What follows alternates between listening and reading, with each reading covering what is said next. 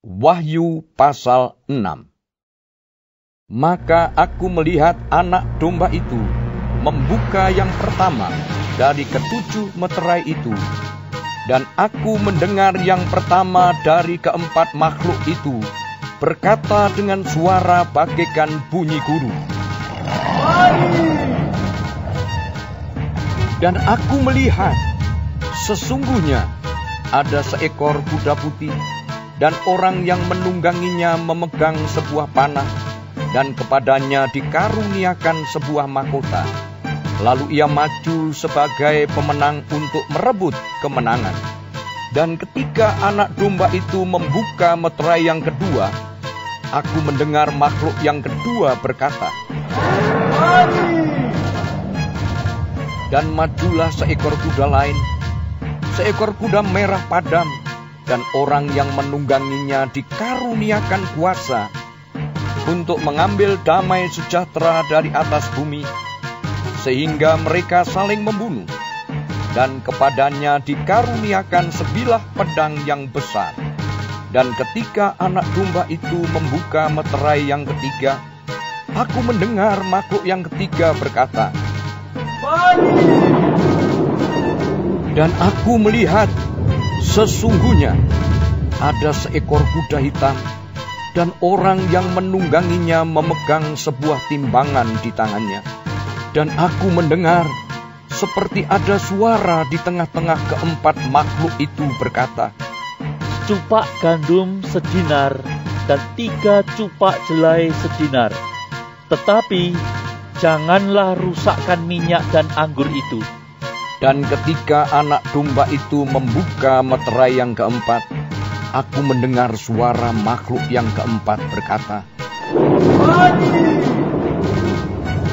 dan aku melihat sesungguhnya ada seekor kuda hijau kuning, dan orang yang menungganginya bernama Maut, dan kerajaan maut mengikutinya. Dan kepada mereka diberikan kuasa atas 1/4 dari bumi untuk membunuh dengan pedang, dan dengan kelaparan dan sampar, dan dengan binatang-binatang buas yang di bumi. Dan ketika anak domba itu membuka meterai yang kelima, aku melihat di bawah mezbah jiwa-jiwa mereka yang telah dibunuh oleh karena firman Allah dan oleh karena kesaksian yang mereka miliki. Dan mereka berseru dengan suara nyaring, katanya, berapa lamakah lagi ya penguasa yang kudus dan benar, engkau tidak menghakimi dan tidak membalaskan darah kami kepada mereka yang diam di bumi?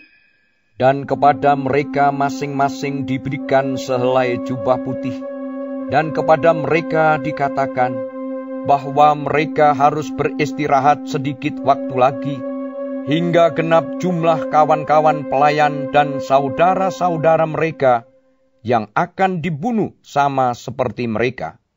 Maka aku melihat ketika anak domba itu membuka meterai yang keenam, sesungguhnya terjadilah gempa bumi yang dahsyat, dan matahari menjadi hitam bagaikan karung rambut, dan bulan menjadi merah seluruhnya bagaikan darah, dan bintang-bintang di langit berjatuhan ke atas bumi, bagaikan pohon ara menggugurkan buah-buahnya yang mentah apabila ia digoncang angin yang kencang.